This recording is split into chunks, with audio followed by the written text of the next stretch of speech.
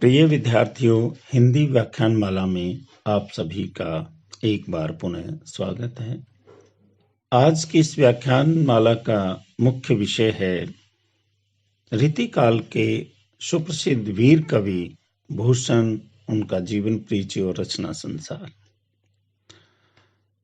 रीतिकाल में कवि भूषण एक बहुत ही महत्वपूर्ण कवि के रूप में जाने जाते हैं। रीतिकाल के प्रवर्तक आचार्य केशवदास और कवि बिहारी के बाद में इनका नाम बड़े सम्मान के साथ लिया जाता है। उस दौर में, रीतिकाल के उस काल में, जब सब कवि दरबारी कवि के रूप में विख्यात थे और श्रृंगार रस में अपनी रचना कर रहे थे, कवि भूषण ने उनसे अलग हट करके वीर रस में प्रमुखता से रचना करके अपना एक अलग ही स्थान रीतिकाल में स्थापित किया। भूषण की उपाधि उन्हें चित्रकूट के राजा रुद्र शाह के पुत्र हृदय राम ने प्रदान की थी। ये सही है कि जब हम पूरे रीतिकाल के ऊपर दृष्टिपात करते हैं तो वस्तुतः हमें ये लगता है कि वास्तव में ही कवि भूषण रीतिकाल के भूषण के समान एक आभूषण के रूप में हमें दिखाई देते हैं। ये मोरंग, कुमायूं, श्रीनगर, जयपुर, जोधपुर, रीवा, शिवाजी और छत्रसाल आदि राजाओं के आश्रय में रह करके अपनी कविताएं करते रहे, अपनी रचनाएं रचते रहे हैं। परंतु कवि भूषण के जो पसंदीदा राजा थे, नरेश थे, वे शिवाजी और बुंदेला थे। उनके आश्रय में रहकर इन्होंने बहुत महत्वपूर्ण रचनाओं की रचना की। कवि भूषण का जन्म संवत 1670 तदनुसार ईस्वी 1613 में हुआ। वे मूलतः टिकवापुर गांव के निवासी थे, जो वर्तमान में उत्तर प्रदेश के कानपुर जिले के घाटमपुर तहसील में पड़ता है। ये माना जाता है कि उनके दो भाई चिंतामणि और मतीराम भी कवि थे। जैसे कि हम रीतिकाल के अंदर चिंतामणि और मतीराम का नाम लेते हैं तो ऐसा लगता है कि ये उनके ही भाई थे। उनका मूल नाम क्या था, ये आज तक हमें पता नहीं चल पाया है। शिवराज भूषण ग्रंथ के निम्न दोहे के अनुसार भूषण उनकी उपाधि है जो उन्हें चित्रकूट के राजा हृदय राम के पुत्र रुद्र शाह ने दी थी। एक दोहे के रूप में हम उसकी चर्चा करेंगे। कुल सोलंकी चित्रकूट, पति साहसशील समुद्र, कवि भूषण पदवी दई, हृदय राम सुत रुद्र। इसके हिसाब से हमें ये पता चलता है कि हृदय राम के पुत्र रुद्र शाह ने उन्हें भूषण नाम से पुकारा, भूषण की उपाधि दी। कहा जाता है कि भूषण कवि मतीराम और चिंतामणि के भाई थे, ऐसी चर्चा की जाती, जैसे कि हमने ऊपर जिक्र किया है। एक दिन भाभी के ताना देने पर उन्होंने घर छोड़ दिया और कई आश्रमों में इधर उधर वो भटकते रहे। यहाँ आश्रय प्राप्त करने के बाद शिवाजी आश्रम में चले गए और अंत तक वहीं रहे। यानी कहा जाता है कि शिवाजी के आश्रय में आने के बाद कवि भूषण ने अपना आश्रय नहीं बदला, वे शिवाजी के ही आश्रय में रहे। पन्ना नरेश छत्रसाल से भी भूषण का संबंध रहा है। वास्तव में भूषण केवल शिवाजी और छत्रसाल, इन दो राजाओं के ही सच्चे प्रशंसक थे। उन्होंने स्वयं भी इस बात को बड़ी शिद्दत के साथ स्वीकार किया है। एक जगह में लिखते हैं उनके संबंध में, और राव राजा एक मन में न ताऊं लाऊं अब, साहू को सराहूं के सराहूं छत्रसाल को। यानी वो अपने दोहे के अनुसार सब राजाओं में छत्रसाल और शिवाजी को ही सराहते हैं, उन्हीं की प्रशंसा करते हैं। संवत 1772 तदनुसार ईस्वी 1715 में कवि भूषण जी परलोकवासी हो गए, ऐसा माना जाता है। भूषण के जन्म, मृत्यु, परिवार आदि के विषय में कुछ भी निश्चित रूप से नहीं कहा जा सकता, परंतु सजेती कस्बे में एक कवि भूषण जी का एक परिवार रहता है।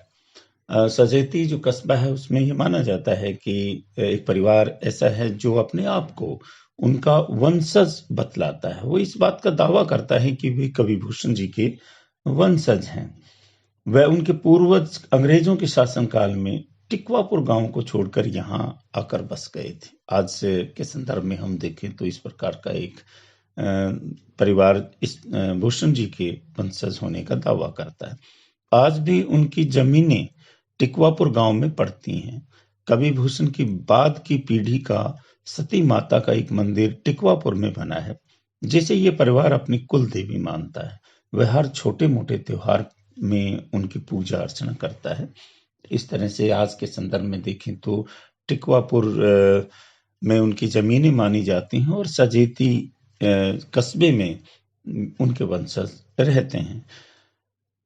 कवि भूषण के रचना संसार पर जब हम दृष्टिपात करते हैं तो देखते हैं कि विद्वानों ने इनके 6 ग्रंथ माने: शिवराज भूषण, शिवा बावनी, छत्रसाल दशक, भूषण उल्लास, भूषण हजारा और तत्सोल्लास। परंतु इन सभी 6 ग्रंथों में शिवराज भूषण, छत्रसाल दशक व शिवा बावनी ही आज के इस वर्तमान में उपलब्ध माने जाते हैं। यानी 3 ग्रंथ ही हमें उपलब्ध होते हैं।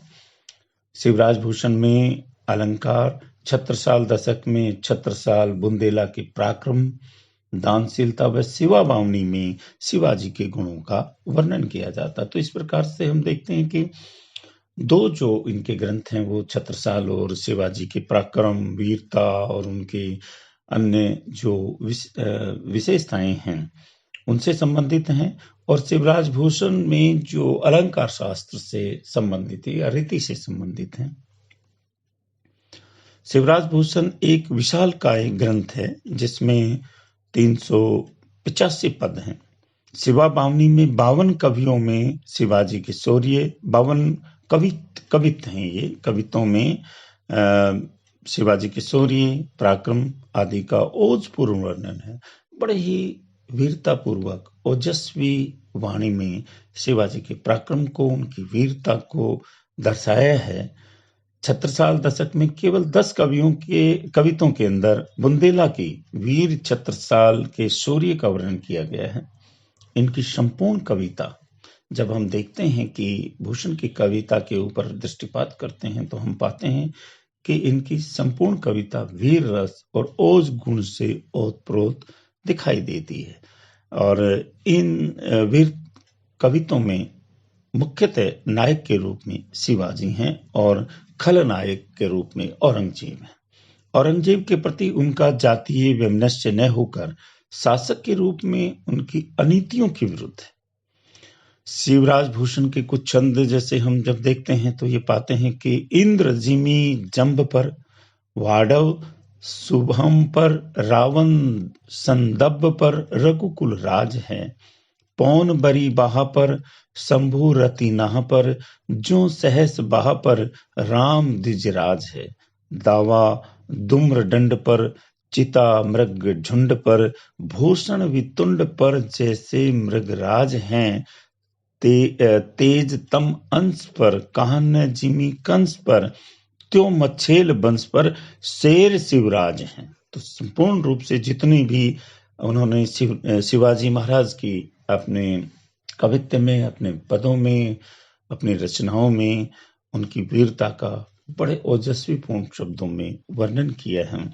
और इस प्रकार से हम देखते हैं कि रीति काल में जो कवि भूषण हैं वो वीर रस से ओतप्रोत कवि के रूप में विख्यात हैं, जिन्होंने मुख्यतः छत्रसाल महाराज और महाराज शिवाजी के पराक्रम, उनकी वीरता, उनकी विशाल हृदयता, उनकी दयालुता और अन्य जो विशेषताएं उनके शासनकाल में रही हैं उनके ऊपर उन्होंने अपनी लेखनी चलाई है।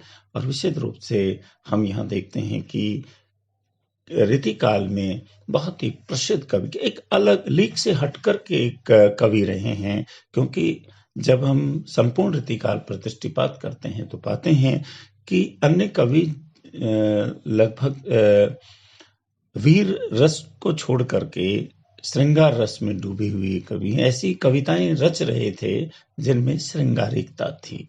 लेकिन भूषण कवि ने इन कवियों से अलग, अर्थात श्रृंगार से हट करके वीरता की कविताएं रची है, वीर रस में रचनाएं रची है।